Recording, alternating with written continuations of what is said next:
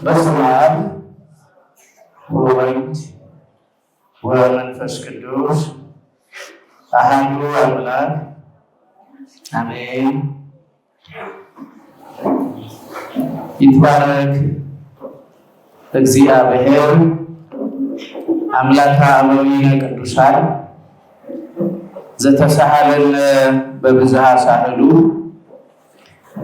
ወዘአቅረበነ ሀቤሁ በኃይለ መስቀሉ ወዘወሃበነ ዘንተ ጊዜ ወዘንተ ሰዓተ ለሰሚዐ ቃሉ። ቅዱስ የሆነውን ዘላለማዊ ሕይወት የሚሰጠውን በረከተ ሥጋ በረከተ ነፍስ የሚያሳድረውን ለኃጢአታችንና ለበደላችን ስርየት የምናገኝበትን ቅዱስ የሆነውን ቃል እንሰማ ዘንድ በመስቀሉ ኃይል በደሙ ስልጣን ወደ እርሱ ያቀረበን ይህን ለምስጋና ለቃለ እግዚአብሔር መማሪያ የሚሆን የተወደደ ጊዜ የሰጠን በቸርነቱና በምሕረቱ የጎበኘን የአባቶቻችን የቅዱሳን አምላክ የሁላችንም አምላክና አባት አምላካችን ጌታችን መድኃኒታችን ኢየሱስ ክርስቶስ ይህን ጊዜ ስለሰጠን ቅዱስ የሆነው ስሙ የተመሰገነ ይሁን። ክቡር ወንድማችን ዘማሪ ሚኪያስ፣ ክቡራን አባቶች፣ እናቶች፣ ወንድሞች፣ እህቶች፣ ሕፃናትን ጨምሮ የሕፃናት ወላጆችም ጭምር በምሕረቱና በቸርነቱ በጠራን በዚህ ቅዱስ ስፍራም በሰበሰበን ይህን የተወደደ የምስጋና ጊዜ በቸርነቱ በሰጠን በአንድነቱ ምንታዌ በሦስትነቱ ርባዬ በሌለበትና በማይነገርበት የዘላለም አምላክ ሥላሴ እየተባለ በሚመሰገን በአብ በወልድ በመንፈስ ቅዱስ ስምና ሰላም እንደምን አደራችሁ? እንደምን አረፈዳችሁ? እንደምንስ ቆያችሁ? ለምስጋና የጠራን አባቶቻችንን ቅዱሳንን ለምስጋና ያበረታ ያቆመ አባታችን አምላካችን እግዚአብሔር ስሙ የተመሰገነ ይሁን። የወላዲተ አምላክ የድንግል ማርያም ምልጃና የእናትነት ፍቅር ከሁላችን ጋር ሆኖ የቅዱሳን መላእክት ጥበቃ እንደማይለየን ተስፋ በማድረግ የጻድቃንን የሰማዕታትን ጸሎት በረከት ረድኤትም በመተማመን ጭምር እግዚአብሔር እየረዳን በቅዱስ ዮሐንስ ወንጌል በምዕራፍ 14 ቁጥር 25 ጀምሮ ባለ ኃይለ ቃል ወይም በምናገኘው የወንጌል ንባብ ለተወሰነ ጊዜ የወንጌል ቃል እንማራለን። ለትምህርታችን የሚሆነው ርዕስ እርሱ ሁሉን ያስተምራችኋል የሚል ይሆናል። እርሱ ሁሉን ያስተምራችኋል። የቅዱስ ዮሐንስ የነባቤ መለኮት ወንጌል 14ኛው ምዕራፍ ቁጥር 25 ጀምሮ የምናገኘውን የመጽሐፍ ቅዱስ ክፍል ስናነብ ከምናገኛቸው ኃይለ ቃሎች መካከል አንዱ ይህ ለትምህርታችን ርዕስ ወይም መነሻ የምናደርገው ኃይለ ቃል ነው። እንግዲህ ኃይለ ቃሉ ከቁጥር 25 ጀምሮ እንዴት ባለ መንገድ እንደተገለጠ በጥቂቱ አነብላችሁና ከዛ እርሱ ሁሉን ያስተምራችኋል በሚለው ርዕስ ውስጥ የተወሰኑ ነጥቦችን አንስተን እንዴት ባለ መንገድ እንደምንማር አሳያችሁና በቀጥታ ወደ ትምህርታችን እናልፋለን። እንዲህ ብሎ ይጀምራል። ቁጥር 25 ላይ የተመዘገበው ቃል ከእናንተ ዘንድ ስኖር ይህን ነግሬያችኋለሁ። አብ በስሜ የሚልከው ግን መንፈስ ቅዱስ የሆነው አጽናኝ እርሱ ሁሉን ያስተምራችኋል ይላል ኃይለ ቃሉ። እንግዲህ በዚህ ኃይለ ቃል ውስጥ እርሱ የተባለ ማን ነው? ሁሉን ያስተምራችኋል የሚለው አረፍተ ነገር ምን ማለት ነው? ይህ የወንጌል ክፍል ስለማን ነው የሚናገረው የሚለውን ነው አንስተን የምንመለከተው። ሁላችሁ እንደምታውቁት የዛሬው ቀን በቤተ ክርስቲያናችን ትልቅ ቀን ነው። በዓለ መንፈስ ቅዱስን ቤተ ክርስቲያን አክብራ አስባ የምትውልበት ቀን፣ መንፈስ ቅዱስ ከሰማይ ወደ ምድር ምስጢር ሊገልጥ ጥበብ ሊሰጥ መንፈሳዊ ኃይልና ጉልበት በደቀ መዛሙርቱ ሕይወትና ማንነት ውስጥ ሊጨምር የመጣበት ቀን ነው። ፈሪዎች የነበሩ ቤት ዘግተው ከቤታቸው የማይወጡ በቤታቸው ውስጥ ሆነው ግን ለጸሎት ይተጉ የነበሩ ደቀ መዛሙርት የቤታቸውን ደጅ ከፍተው የጌታቸውን የመድኃኒታቸውን የኢየሱስ ክርስቶስን ትንሣኤ እንዲመሰክሩ ለደቀ መዛሙርቱ መንፈስ ቅዱስ ኃይል የሰጠበት ቀን ነው። ቤተ ክርስቲያን እንደ ልደት ቀኗ የምታየው የቤተ ክርስቲያን ቀን እየተባለ ጭምር የሚጠራ ቀን ነው የዛሬው ቀን። ስለዚህ የዛሬው ቀን እጅግ በጣም የተለየ ቀን ነው። የተስፋ የፍጻሜ ቀን ነው። ኃይልን ክርስቲያኖች የሚቀበሉበት ቀን ነው። ስለዚህ የዛሬው ቀን እንዲህ ባለ መንገድ የሚታሰብ መጽሐፍ ቅዱስ ላይ እጅግ በጣም ብዙ ስፍራዎች ላይ የተጻፈ የተመዘገበ የቤተ ክርስቲያን የምስጢር ቀን እየተባለ ጭምር የሚጠራ ነው። ሁላችሁ እንደምታውቁት ቤተ ክርስቲያን የምስጢር ቤት ናት። የእግዚአብሔር የጸጋው ግምጃ ቤት ናት ቤተ ክርስቲያን። በቤተ ክርስቲያን በኩል ነው የእግዚአብሔርን ጸጋ እያንዳንዱ ክርስቲያን መቀበል መካፈል የሚችለው በቤተ ክርስቲያን ውስጥ ነው። በቤተ ክርስቲያን በኩል ነው። ቤተ ክርስቲያን የእግዚአብሔር የጸጋው ግምጃ ቤት ናት ስንል የእግዚአብሔርን ጸጋ የምናገኘው በቤተ ክርስቲያን ውስጥ ነው። የልጅነት ስልጣን የምናገኘው በቤተ ክርስቲያን ነው። የጌታን ሥጋና ደም ታላቁን ምስጢር መካፈል መቀበል እና ከአብ ከወልድ ከመንፈስ ቅዱስ ጋር ሱታፌ ማድረግ የምንችለው በቤተ ክርስቲያን በኩል ነው። የሙታንን ትንሣኤ ተስፋ አድርገን የምንጠብቀው በአንዲት ቤተ ክርስቲያን በኩል ስለሆነ ይህ ቀን የቤተ ክርስቲያን የምስጢር ቀን እየተባለ ጭምር በተለያዩ ስያሜዎችና በተለያዩ መጠሪያዎች እየተጠራ ቤተ ክርስቲያን ከፍ አድርጋ የምታከብረው እጅግ በጣም ትልቅ የሆነ የበዓል ቀን ነውና፣ ስለዚህ ይህ የወንጌል የትምህርት ርዕሳችንም በዋናነት የሚያተኩረው መንፈስ ቅዱስንና ስራዎችን በማሳየት ነው። እንግዲህ እዚህ ቦታ ላይ እንደሰማችሁትና ይህንን የወንጌል ክፍል ስታነቡም ስታጠኑ እንዳያችሁት እንደተመለከታችሁት ጌታችን መድኃኒታችን ኢየሱስ ክርስቶስ ደቀ መዛሙርቱን እንዲሁ በሜዳ ትቷቸው እንደማይሄድ ተበትነው የሚቀሩ እንዳልሆኑ በሐዘን ይህንን የምድር ጉዟቸውንና ዘመናቸውን የማይጨርሱ እንደሆኑ በብዙ መንገድ ያስተምራቸው፣ ያጽናናቸው፣ ይመክራቸው ነበረ። ይሄ 14ኛው የቅዱስ ዮሐንስ የወንጌል ክፍል የሚጀምረው ሁላችሁ እንደምታውቁት ልባችሁ አይታወክ የሚል ትልቅ ቃል በማንሳት ነው። ደቀ መዛሙርቱ ጌታችን መድኃኒታችን ኢየሱስ ክርስቶስ ከነርሱ የሚለይበትና የሚሄድበት ጊዜ እንዳለው ከነገራቸውና ይህንን ከሰሙ ጊዜ ጀምሮ ሐዘንተኞች ሆኑ እና ልባቸው በሐዘን ተያዘ፣ ፊታቸው ጠቆረ፣ ግራ ተጋቡ።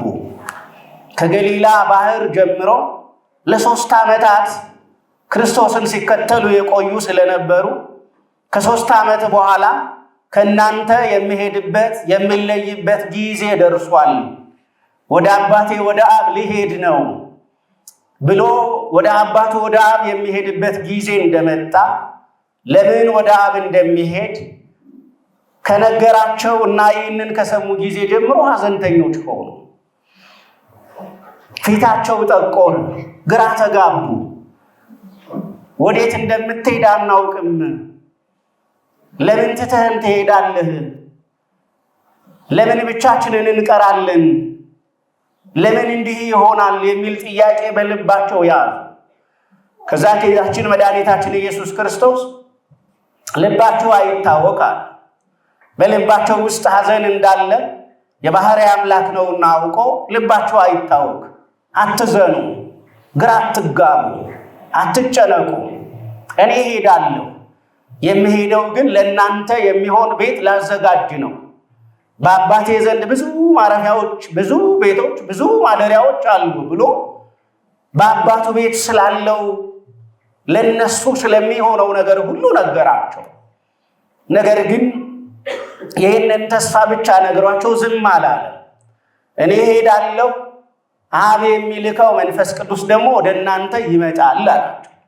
ስለዚህ እዚህ ቦታ ላይ እርሱ ሁሉን ያስተምራቸዋል የሚለው እርሱ የሚለው ቃል መንፈስ ቅዱስን የሚያመለክት ቃል ነው። መንፈስ ቅዱስ በግሪክ ጰራቅሊጦስ ተብሎ እንደሚጠራ ይታወቃል። ጰራቅሊጦስ ማለት ደግሞ ምን አይነት ትርጉም እንዳለው እናያለን። ስለዚህ እዚህ ስፍራ ላይ ይሄ የወንጌል ክፍል የሚነግረን ስለ መንፈስ ቅዱስ ነው። ለመሆኑ መንፈስ ቅዱስ ማን ነው? ሁላችሁ እንደምታውቁትና ጆሮአችሁ ሰምቶ ልባችሁ አምኖ በእግዚአብሔር ቤት ባለ ኑሯችሁ እንደተረዳችሁት መንፈስ ቅዱስ ከሦስቱ አካላት አንዱ አካል ነው። መንፈስ ቅዱስ ከሦስቱ አካላት አንዱ አካል ነው። እኛ በስም በአካል በግብር እግዚአብሔርን ሥላሴ ብለን እናምናለን። ከሌሎች ክርስቲያኖች ከምንለይባቸውና መጽሐፍ ቅዱስን መሰረት አድርገን በመጽሐፍ ቅዱስ ቃል ላይ ተመስርተን ከምናምናቸው እምነቶቻችን አንዱ እግዚአብሔር በሦስት አካል የተገለጠ ስንት አምላክ ነው? አንድ አምላክ ነው የሚለው እምነታችን። ስለዚህ ከሦስቱ አካላት አንዱ አካል ደግሞ መንፈስ ቅዱስ ነው። ስለዚህ እዚህ ቦታ ላይ እርሱ ሲል መንፈስ ቅዱስን ያመለክታል እና መንፈስ ቅዱስ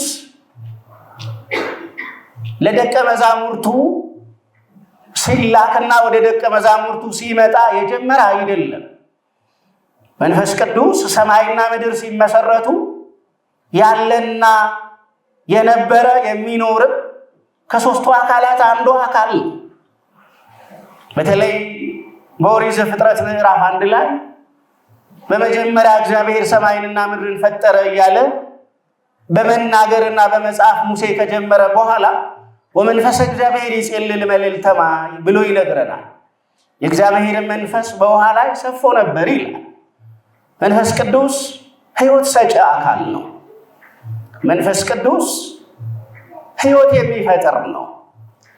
መንፈስ ቅዱስ ለሕያዋን ሕይወትን የሚያቀብል ነው። ያለ መንፈስ ቅዱስ ሕይወት የለም። ሕይወት በመንፈስ ቅዱስ የሚታደል የእግዚአብሔር አምላካዊ ግብር ነው ወይም አምላካዊ ስራ ነው። ስለዚህ እዚህ ቦታ ላይ እርሱ የተባለው መንፈስ ቅዱስ ነው። መንፈስ ቅዱስ እዚህ ቦታ ላይ አብ በስሜ የሚልከው ተብሎ ተገልጧል። ስለዚህ የሚመጣው ከየት ነው ከተባለ ከላይ ከሰማይ የሚመጣ ከአብ ዘንድ የሚመጣ ነው።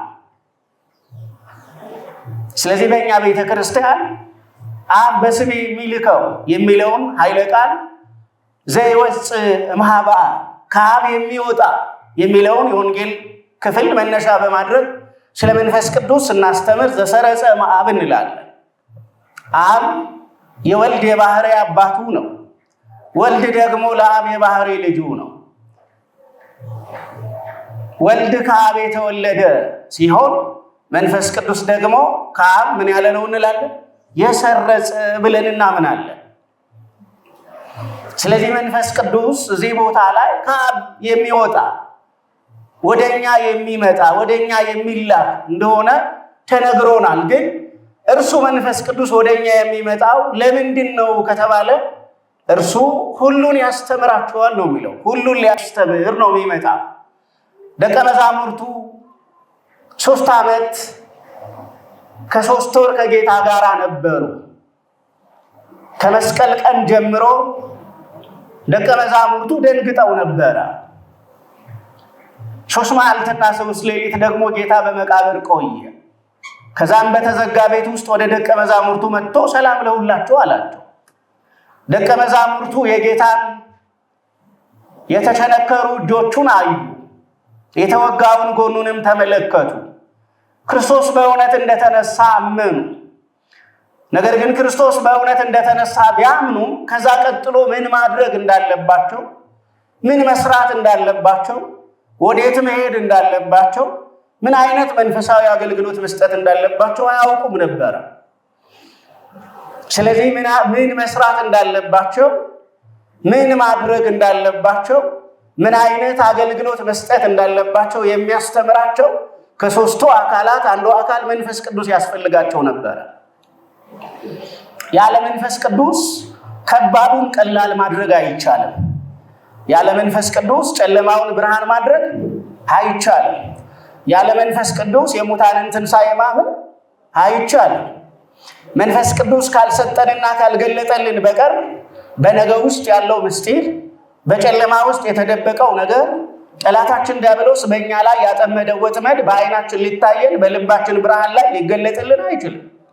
ስለዚህ ለደቀ መዛሙርቱ ምን ያስፈልጋቸው ነበረ ከተባለ ክርስቶስ ከመገለጡ በሥጋ ከመምጣቱ አስቀድሞ በነቢያት አድሮ ይናገር የነበረው መንፈስ ቅዱስ በደቀ መዛሙርቱም ላይ ማደር ነበረበት።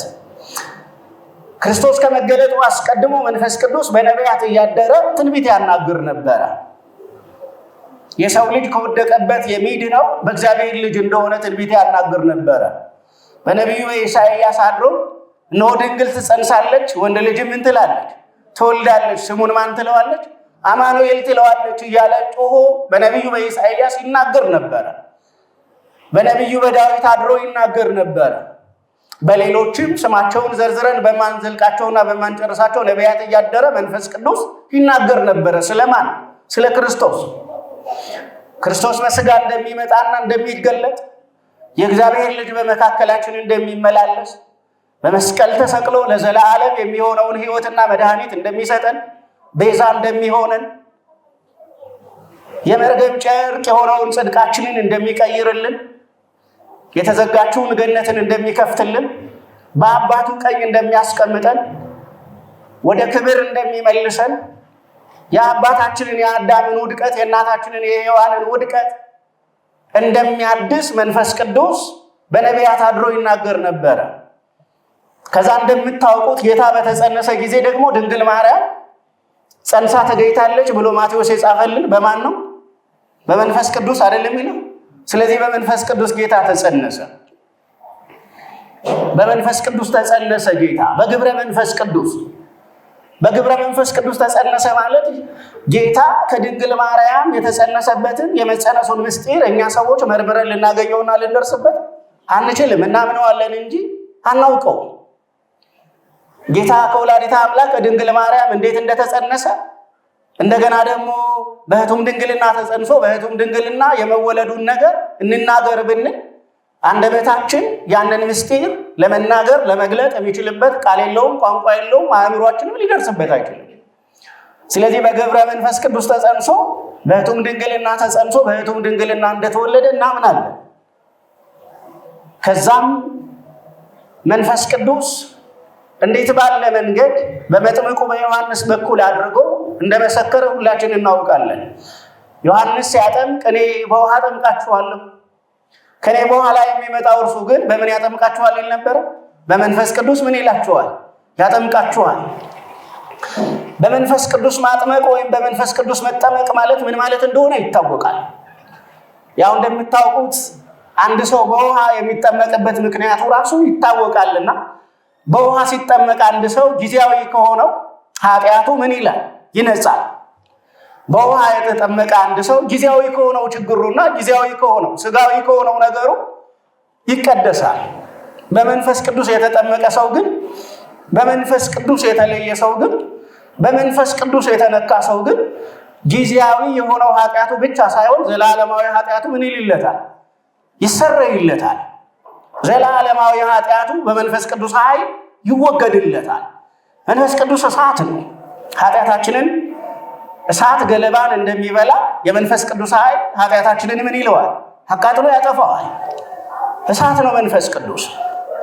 ስለዚህ በመንፈስ ቅዱስ ያጠምቃቸዋል እያለ ይናገር ነበርና አሁን ጌታችን መድኃኒታችን ኢየሱስ ክርስቶስ መንፈስ ቅዱስ በደቀ መዛሙርቱ ላይ የሚመጣበትን ሲመጣ ደግሞ ምን እንደሚያደርግ እዚህ ቦታ ላይ ነገራቸውና እኔ እሄዳለሁ፣ አብ በስሜ ወደ እናንተ የሚልከው ደግሞ ጰራቅሊጦስ አለ። ጰራቅሊጦስ ማለት አጽናኝ ማለት ነው ብለናል።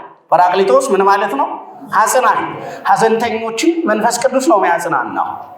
የተሰበረ ልብን የሚጠግነው መንፈስ ቅዱስ ነው። የደከመ መንፈሳዊ ጉልበትን የሚያድሰው መንፈስ ቅዱስ ነው።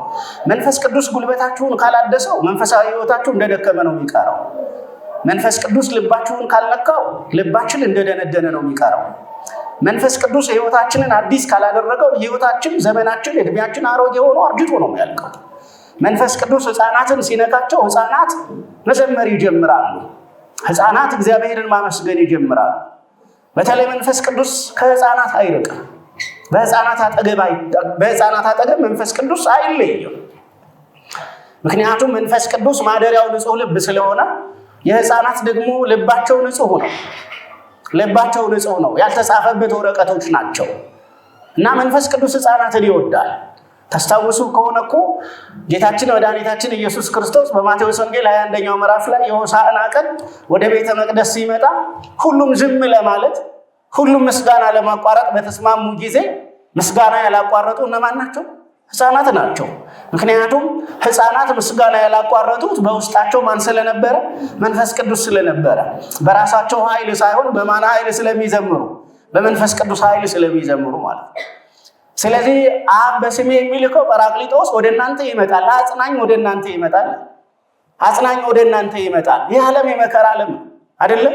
ያለ መንፈስ ቅዱስ ይህንን ዓለም መሸከም አንችልም። ያለ መንፈስ ቅዱስ ወጥተን መግባት አንችልም። ይህ ዓለም በጣም ከባድ ነው። በነገራችን ላይ ይህ ዓለም ያሸዋ ያህል ይከብዳል፣ የብረት ያህል ይከብዳል ብለን የዚህን ዓለም የመከበዱን ልክ በሆነ ነገር መግለጥ እንኳን አንችልም። ምክንያቱም ይህ ዓለም አንዱን ሸክም ከግራ ትከሻችሁ ላይ ስታነሱ ቀኝ ትከሻችሁ ላይ ሌላ ሸክም ያሳርፋል። ይሄኛውን ጉዳይ ይሄኛውን ነገሬን ፈታሁ ብላችሁ ቁጭ ልትሉ ስትሉ ሌላ በጣም ውሉ የትጋ እንደሆነ የማታውቁት ችግር ቤታችሁ ድረስ ይመጣል። ስለዚህ አጽናኝ ምን ይላቸው ነበረ? ለደቀ መዛሙርቱ ያስፈልጋቸው ነበርና አጽናኝ ይላካል አላቸው። ጰራቅሊጦስ ይመጣል። ስለዚህ ጰራቅሊጦስ መንፈስ ቅዱስ ነው። መንፈስ ቅዱስ ደግሞ አጽናኝ ነው። እያንዳንዱን ሐዘኔተኛ የሚያጽናና ነው። ጰራቅሊጦስ የሚለውን የትርጓሜ መጽሐፋችን አንደኛ እንዳልኋችሁ ምን ብሎ ተርጉሞታል? ናዛዚ። ናዛዚ ማለት አጽናኝ ማለት ነው። በዚህ ተረጉመዋል። ሁለተኛ ጰራቅሊጦስ የሚለውን ቃል የትርጓሜ መጽሐፋችን መንጽሔ፣ ኃጢአትን የሚያነጻ በደልን የሚያስወግድና የሚያጠራ ነውርን ከሰው ላይ አንከባሎ የሚጥል ልብን አዲስ የሚያደርግ ሕይወትን የሚለውጥ መንፈሳዊ ኃይልን የሚጨምር ብሎ ይተረጉመዋል። መንጽሔ፣ መንፈስ ቅዱስ መንጽሔ ነው። ሶስተኛው ጰራቅሊጦስ የሚለውን ቃል ደግሞ መጽንዒ ብሎ ይተረጉመዋል። መጽንዒ ማለት ደግሞ የሚያጸና ማለት ነው። በሃይማኖታችን ስንፈተን፣ ወደ ክህደት ስንገፋ፣ መከራ በጀርባችን ላይ ጅራፍ በአካላችን ላይ ሲያርፍ ያን ጊዜ ሃይማኖታችንን እንዳንክድ፣ ከቤተ ክርስቲያን እንዳንወጣ፣ በምግባር እንዳንወድቅ፣ መንፈሳዊ ኃይል እንዳናጣ፣ መንፈሳዊ አቅማችን እንዳይደክም፣ ተገፍተን ኃጢአት ላይ እንዳንወድቅ፣ የኃጢአት ቆሻሻ እንዳይስማማን፣ በበደል ውስጥ ራሳችንን እንዳናገኝ፣ በነውር ውስጥ ሁልጊዜ እንዳንውል እንዳናድር የሚያጸናን፣ በመከራ ጊዜ አጠገባችን ቆሞ በርታ ብሎ የሚያጸናን ኃይል የሚሰጠን ማን ነው ከተባለ መንፈስ ቅዱስ ነው። ስለዚህ መንፈስ ቅዱስ ጰራቅሊጦስ ነው። ጰራቅሊጦስ ደግሞ መጽንዒ ተብሎ ይተረካል ወይም ይተረጎማል ማለት ነው። ስለዚህ ይሄ የሚያጽናናው የሚያጸናው እንደገና ደግሞ ኃጢአትን ንጹሕ የሚያደርገው እርሱ መንፈስ ቅዱስ ሁሉን ያስተምራቸዋል አላቸው ለደቀ መዛሙርቱ። ስንቱን ያስተምራል ነው? ሁሉን ያስተምራቸዋል። አያችሁ፣ የቤተ ክርስቲያንን ምስጢር መረዳት የምንችለው ማንን ማወቅ ስንችል ነው? መንፈስ ቅዱስን ማወቅ ስንችል ነው። መንፈስ ቅዱስን የሚያውቅ ሰው የቤተ ክርስቲያንን ምስጢር ይረዳል። መንፈስ ቅዱስን የሚያውቅ ሰው ምስጢራዊ ሚስቲካል የሆነውን ነገር መረዳት ይችላል። ምስጢራዊ የሆነውን ነገር መረዳት ይችላል። ምስጢራዊ የሆነውን ሕይወት መኖር ይችላል። ምስጢራዊ የሆነውን ነገር መናገር፣ ምስጢራዊ የሆነው ነገር መመላለስ ይችላል። መንፈስ ቅዱስን ያወቀ፣ መንፈስ ቅዱስን ያመነ፣ መንፈስ ቅዱስን የተቀበለ፣ በመንፈስ ቅዱስ የተሞላ ሰው ምስጢራዊ የሆነውን ነገር ማወቅ ይችላል። ስለዚህ እርሱ ሁሉን ያስተምራቸዋል። ሁሉን ያስተምራቸዋል ላላቸው ለደቀ መዛሙርቱ የሐዋርያት ሥራ ምዕራፍ 1 ላይ አይታችሁ ከሆነ ይህንን ሁሉን የሚያስተምራችሁን መንፈስ ቅዱስን እስከምትቀበሉ ድረስ ደግሞ ንበሩ ውስተ ኢየሩሳሌም፣ በኢየሩሳሌም ቆዩ ይላቸዋል። ምክንያቱም መንፈስ ቅዱስን ለመቀበል በየት መቆየት ደግሞ ያስፈልጋል? በኢየሩሳሌም መቆየት ያስፈልጋል።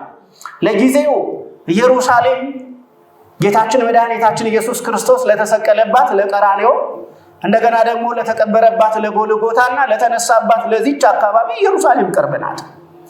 መንፈስ ቅዱስ ሲመጣ አንዱ የሚያስተምራቸው ነገር በእውነት ጌታችን መድኃኒታችን ኢየሱስ ክርስቶስ ተነስቷል እያሉ እንዲመሰክሩ ነው የሚያስተምራቸው። ስለዚህ በኢየሩሳሌም ቆዩ አላቸው። ኢየሩሳሌም ማለት ሀገረ ምን ማለት ነው? ሀገረ ሰላም ማለት ነው። ክርስትና የሰላም ደሴት ነው። ክርስትና የሰላም ሀገር ነው። ክርስቲያን መኖር ያለበት በሰላም ምድር ነው። የክርስቲያን መኖሪያው የሰላም ደሴት ነው መሆን ያለበት እና በኢየሩሳሌም ቆዩ አላቸው። በኢየሩሳሌም የሚቆዩት ደግሞ እስከ ስንት ቀን ነው ከተባለ አብ የሰጠውን ተስፋ እስከምትቀበሉበት ሰማያዊ ኃይል ወደ እናንተ መጥቶ እናንተ በሰማያዊ ኃይል በሰማያዊ ስልጣን መመስከር እስከምትችሉበት እስከ 10ኛው ቀን ድረስ ጠብቁ አላቸው። ይህን የነገራችሁ ጌታ በሚያደርግበት ቀን ነው፣ በ40ኛው ቀን ማለት ነው። ስለዚህ ደቀ መዛሙርቱ ሁላችሁ እንደምታውቁት ለ10 ተከታታይ ቀናት ጌታችን መድኃኒታችን ኢየሱስ ክርስቶስ ጠብቆ ያላቸው ሰማያዊ ኃይል የአብ የሆነውን ተስፋ መንፈስ ቅዱስን በነቢዩ በኢዩኤል የተነገረውን የመንፈስ ቅዱስን መውረድና መፍሰስ የመንፈስ ቅዱስን ጸጋ በእነሱ ላይ መፍሰስ እየተጠባበቁ ከወላዲተ አምላክ ከድንግል ማርያም ጋር የማርቆስ እናት በሆነችው በማርያም ባውፍልያ ቤት ጽርሐ ጽዮን ተብሎ በሚጠራው በዚያ ቤት በጸሎት እየተጉ ቆዩ። በጸሎት በሚተጉበት ጊዜ አንድ ነገር አደረጉ ደቀ መዛሙርቱ። ይሁዳ ትቶት የሄደ አንድ ቁጥር አለ። የጌታ ደቀ መዛሙርት ቁጥራቸው 12 ስለነበረ ይሁዳ ከወጣና ይሁዳ ትቶት ከሄደ በኋላ 11 ነበሩ። ስለዚህ ከደቀ መዛሙርቱ ቅዱስ ጴጥሮስ ተነሳና ይሁዳ ወደ ገዛ ፈቃዱና አገሩ ሄዷል። ስለዚህ ጌታችን መድኃኒታችን ኢየሱስ ክርስቶስ በእኛ መካከል ከወጣበትና ከገባበት ጊዜ ጀምሮ አብረው ከወጡና አብረው ከገቡ ከደቀ መዛሙርት መካከል በዕጣ እንምረጥ አለ። ከዛ በዕጣ መረጡ። ማትያስ ተመረጠ፣ ዕጣ ወጣለት። ማትያስ ዕጣ ወጥቶለት 12ቱ ደቀ መዛሙርት ከ36ቱ ቅዱሳት አንስት ጋር ከ72ቱ አርድእት ወይም ከ72ቱ ደቀ መዛሙርትና ወንድሞች ጋር ሲጸልዩ ሳለ የሐዋርያት ሥራ ምዕራፍ 2 እንደነገረን ድንገት ከማለዳው 3 ሰዓት ላይ ዛሬ ማለትም እሑድ ብለን በምንጠራው ቀን ምን ሆነ ከተባለ ድንገት ከሰማይ ድምፅ መጣ ነው የሚለው። ከየት ድምፅ መጣ? ከሰማይ። ከሰማይ የሚመጣ ድምፅ ብዙ ጊዜ በጸሎት ወደሚተጉት ከሆነ የሚመጣው ድምፅ በጎ ድምፅ ነው፣ ደስ የሚያሰኝ ድምፅ ነው። በጸሎት በምትተጉበት ቤት ውስጥ ከሰማይ ድምፅ ከመጣ ለጸሎታችሁ መልስ ነው። የሚያስደነግጥ አይሆንም፣ የሚያስፈራ አይሆንም፣ የሚያሳዝን አይሆንም። ስለዚህ ድንገት ከሰማይ ድምፅ መጣ። ከዛ ከድምፁ ቀጥሎ ደግሞ ለደቀ መዛሙርቱ ደግሞ እንደ እሳት የተከፋፈሉ ልሳኖች ታዩአቸው ይላል። እንደ እሳት ምን ያሉ የተከፋፈሉ። አሁን የመንፈስ ቅዱስ ጸጋ መጣ ማለት ነው። የማን ጸጋ መጣ ማለት ነው? የመንፈስ ቅዱስ ጸጋ። ዛሬ መንፈስ ቅዱስን እያሰብን ስለሱም እየተነጋገርን ነውና የመንፈስ ቅዱስ ጸጋ እኛ ወዳለንበት ቤት እንዲህ ባለ ዓይናችን በማያየው ጆሮአችን በማይሰማው ልዩ በሆነ መንገድ ወደ ልባችን ወደ ሕይወታችን እንዲመጣ የመንፈስ ቅዱስ ፈቃድ ይሁንልን። ስለዚህ ጸጋ መንፈስ ቅዱስ ወደ እነሱ መጣ። የተለያዩ እንደ እሳት የተከፋፈሉ ልሳኖች ታዩአቸው። ከዛ ወዲያውኑ ደቀ መዛሙርቱ እነዚያን የመንፈስ ቅዱስ ጸጋዎችን ተሞሉ። ምክንያቱም መጽሐፉ የሚለው ምንድነው? በሁሉም ላይ መንፈስ ቅዱስ ሞላባቸው ነው የሚለው። በስንቱ ላይ? በሁሉም ላይ። ማን ሞላባቸው? መንፈስ ቅዱስ ሞላባቸው። የመንፈስ ቅዱስ ሀብቱ እንዲህ ነው ወገኖች። የመንፈስ ቅዱስ ሀብቱ ታድሎ ተሰጥቶ የሚያልቅ አይደለም። ጸጋ መንፈስ ቅዱስ ለምድራችን ለሰው ልጆች ሁሉ የሚበቃ ነው። ጸጋ መንፈስ ቅዱስ ያልቃል የሚባል አይደለም። የእግዚአብሔር ጸጋ አያልቅም። የእግዚአብሔርን ጸጋ ለመቀበል እምነት ይዘን ከተገኘን፣ የእግዚአብሔርን ጸጋ ለመቀበል በጸሎት እየተጋን ከተገኘን የእግዚአብሔር ጸጋ የእግዚአብሔር ሀብት የሚያልቅ አይደለም። የእግዚአብሔር ጸጋ ሕፃናትን ጠቢባን ያደርጋል። የእግዚአብሔር ጸጋ የእናቶችን ልብ እንደ ሕፃናት ገር ያደርጋል። የእግዚአብሔር ጸጋ አዋቂዎችን እውነተኛ ክርስቲያን ያደርጋል። የእግዚአብሔር ጸጋ ፈሪዎችን ደፋር ያደርጋል። የእግዚአብሔር ጸጋ ምንም አይነት እውቀት ያልነበራቸውን መጻሕፍትን ያልተማሩትን ጥበብ የሌላቸውን ሰዎች ጠቢባን ያደርጋል። የተማሩ ያደርጋል። ያወቁ ያደርጋል። የእግዚአብሔር ጸጋ የጌታችንን የመድኃኒታችንን የኢየሱስ ክርስቶስን ጌትነቱን እንደገና እኛን ለማዳን በመስቀል ላይ መሰቀሉን እንደገና ደግሞ ወደ መቃብር መውረዱን ወደ መቃብር በወረደ በሶስተኛው ቀን ደግሞ መነሳቱን ከሙታን ተለይቶ መነሳቱን እንደገና ማረጉን በአብ ቀኝ መቀመጡን ተመልሶ እኛን ለመውሰድ እንደሚመጣ በድፍረት ለመመስከር ያስችላል ጸጋ መንፈስ ቅዱስ። ስለዚህ በሁሉም ላይ መንፈስ ቅዱስ ሞላባቸው። መንፈስ ቅዱስ ከሞላባቸው በኋላ ደቀ መዛሙርቱ መንፈስ ቅዱስን በተቀበሉበት በዛ በተዘጋው ቤት አልተቀመጡም። የተዘጋውን ቤት ከፈቱ። የተዘጋውን ቤት ትተው የአይሁድን ባለ 50 የሚያከብሩ ከሁሉም አካባቢዎችና ሀገሮች አይሁዳውያን ከሚኖሩበት ከዓለም ክፍል ሁሉ ተሰብስበው በቤተ መቅደስ የሚጠባበቁ ሰዎች ነበሩና 12ቱ ደቀ መዛሙርት 72ቱ አርድእት 36ቱ ቅዱሳት አንስት በአጠቃላይ 120 የጌታ ቤተሰቦች። የማን ቤተሰቦች? የጌታ ቤተሰቦች። የጌታ ቤተሰቦች፣ የክርስቶስ ቤተሰቦች ክርስቶስ ተነስቷል እያሉ በልባቸው አምነው ይመሰክሩ የነበሩ በእውነት ተነስቷል ጌታ በዓይናችን አይተነዋል፣ ሲያርግ ተመልክተነዋል፣ በእጃችን ዳሰነዋል ሊሉ የነበሩ የጌታ ቤተሰቦች 120 ሁሉ ወዴት ሄዱ? ወደ ቤተ መቅደስ፣ ወደ አይሁድ ቤተ መቅደስ ሄዱ። ወደ አይሁድ ቤተ መቅደስ ሄደው በአይሁዳውያን ፊት ቆሙ። በተለይ ቅዱስ ጴጥሮስ በአይሁዳውያን ከሁሉም አካባቢዎች በተሰበሰቡ በአይሁዳውያን ባለ 50 በቤተ መቅደስ እያከበሩ በነበሩት ሰዎች ሁሉ ፊት ቆሞ ምን ማለት ጀመረ ካል ክርስቶስ ተነስቷል እያለ መጮህና መመስከር ጀመረ። ማን ተነስቷል? ምክንያቱም መንፈስ ቅዱስ ለደቀ መዛሙርቱ በዋናነት የሰጣቸው ኃይል የማንን ትንሣኤ እንዲመሰክሩ ነው? የክርስቶስን ትንሣኤ እንዲመሰክሩ ተነስቷል እያለ መሰከረ። ከዛ አንዳንዶች ደቀ መዛሙርቱን ተመልክተው ፀሐይ ፈጸግቧል፣ እነዚህ ወንድሞቻችን በማለዳ ሰክረው ነው እንዲያ የወይን ጠጅ ጠጥተው በስካር መንፈስ ነው የሚነጋገሩ አሉ። ለካ የመንፈስ ቅዱስ ጸጋ ሲነካ በመንፈስ ሰው ይሰክራል። የመንፈስ ቅዱስ ጸጋ ለካ ይሉኝታ የሚባልን ነገር ያስተወናል። የመንፈስ ቅዱስ ጸጋ ሲነካን ሰው ይለናል አንልም። እግዚአብሔር ደስ የሚያሰኘውን ስራ ብቻ ነው የምናደርገው። የመንፈስ ቅዱስ ጸጋ ሰዎችን ሲነካ ሰዎች እንደዚያ ይሆናሉ፣ ይለወጡባቸዋል። አሁን ብዙ ጊዜ የማንለወጠው የማን ጸጋ ስለማይነካን ነው? የመንፈስ ቅዱስ ጸጋ ስለማይነካን፣ የመንፈስ ቅዱስ እሳት ስለማይነካን ማለት። የመንፈስ ቅዱስ ኃይልና እሳት ካልነካን ልባችን ሁልጊዜ ቀዝቃዛ ነው። በዛ በዮሐንስ ራእይ ላይ የተጻፈው አለ አይደለ? ለብ ያለ እንደዛ ሆኖ ማለት ነው። ትኩስ ላልሆን እንችላለን፣ ፍጽመንም ደግሞ በራድ ላልሆን እንችላለን። ልብ እንላለን ዝም ብለን። አሁን ብዙ ክርስቲያን አይታችሁ ከሆነ በልበታ የሚመላለስ ነው። ኃይለ መንፈስ ቅዱስ የነካው አይደለም። ጸጋ መንፈስ ቅዱስ የነካው አይደለም። ጸጋ መንፈስ ቅዱስ ሲነካ ሰው ይቀየርባቸዋል፣ ሰው ይለወጥባቸዋል። ሰካራም የነበረው ነገር የሚያሰክር ነገር ባለበት በኩል አይሄድም። እንዲያውም ወደሚያሰክረው መንገድ ወደሚያሰክረው አቅጣጫ የሚሄዱ ወንድሞችን ሁሉ ተው ወንድሞች ከኔ ተማሩ፣ በእኔ ላይ የሆነውና የደረሰው ነገር እንዲህ ነው ብሎ ምስክር ይሆናል። የሚጎዳው ነገር ምን ያህል እንደጎዳኝ እኔ ልንገራችሁ ብሎ ጉዳቱን ይናገራል። ጉዳቱን እየተናገረ ወንድሞችን ከወጥመድ ወንድሞችን ከክፉ ነገር ይጠብቃል። ስለዚህ ደቀ መዛሙርቱ ተለወጡ።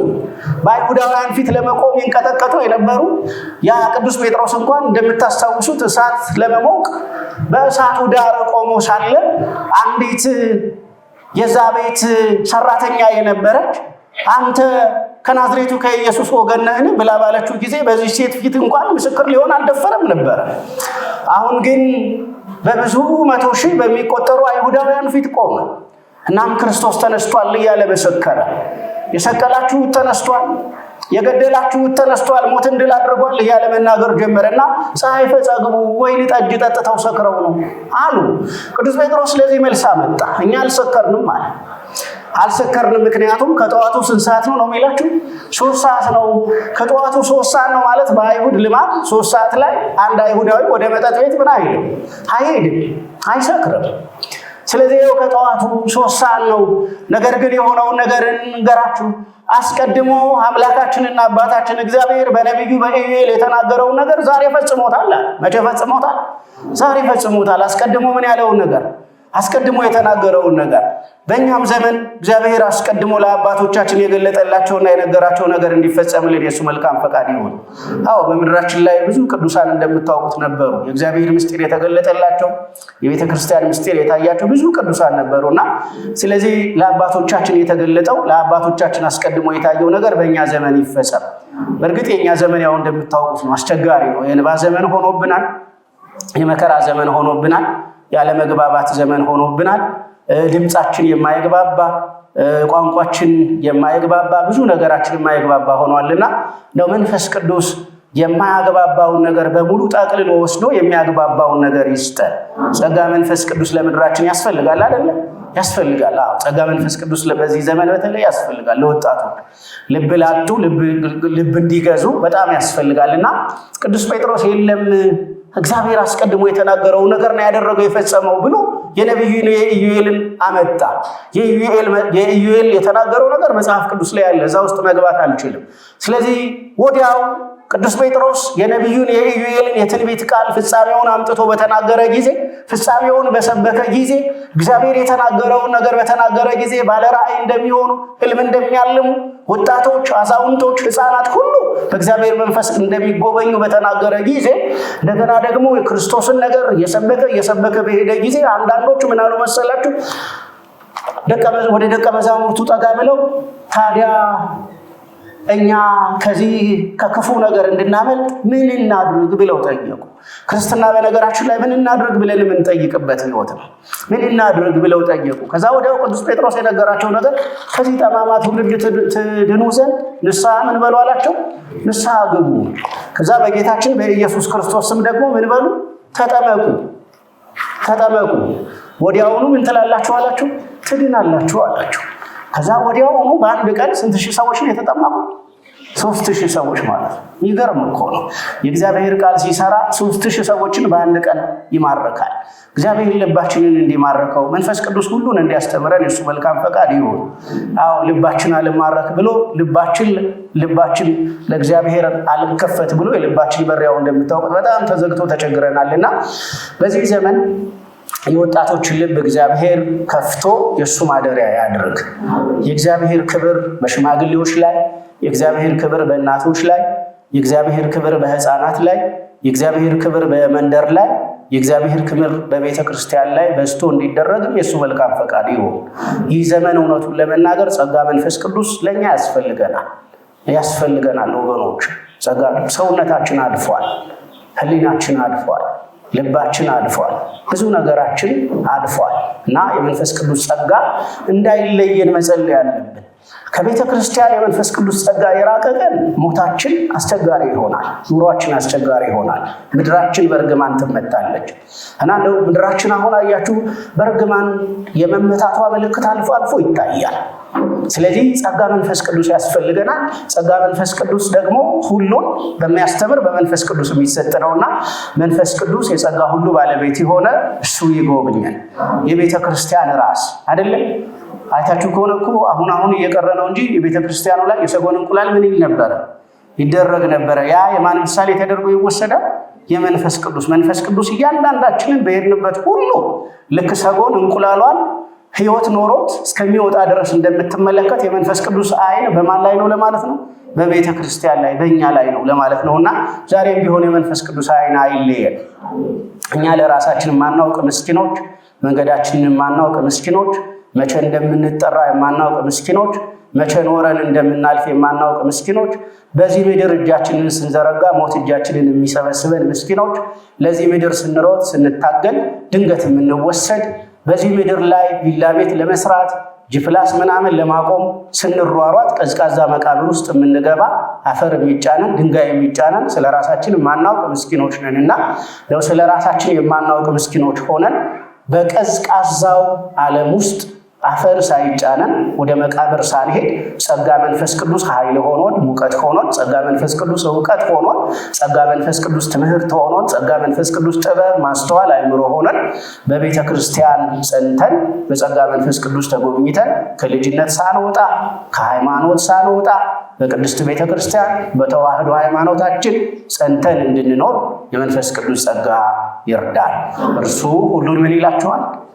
እርሱ ሁሉን ምን ይላችኋል? እርሱ ሁሉን ምን ይለናል? መንፈስ ቅዱስ ሁሉን ምን ይለናል? ግራ ብንጋባ የሚያጽናናን ማን ነው? መንገድ ቢጠፋን መንገድ የሚያሳየን ማን ነው? በልባችን ላይ ጨለማ ቢሆን ጨለማውን በብርሃን የሚገልጥ እሱ ማን ነው? እስኪ ተናገሩ። ማን ነው? ማን ነው? ይህን ጉባኤ የሚቆጣጠረው የሚጎበኘው እርሱ ማን ነው? እርሱ ማን ነው? ኃጢአት ብናደርግ ኃጢአታችንን ይቅር ብሎ የሚቀድሰን እርሱ ማን ነው? መንፈስ ቅዱስ ነው። ሕይወታችንን የሚለውጥ እርሱ ማን ነው? መንፈስ ቅዱስ ነው። መንፈስ ቅዱስ ሁላችንን ይባርከን፣ ሁላችንንም ሕይወታችንን ይለውጠን። ዛሬ መንፈስ ቅዱስ ይጎብኘን። ዛሬ መንፈስ ቅዱስ ልባችንን ይንካልን። ዛሬ መንፈስ ቅዱስ ኃጢአታችንን ሁሉ ይቅር ብሎ የእሱ የክብር ምርኮኞች አድርገን ስላስተማረን ስለመከረን የእሱ ስም የተመሰገነ ይሁን። ይቆየን።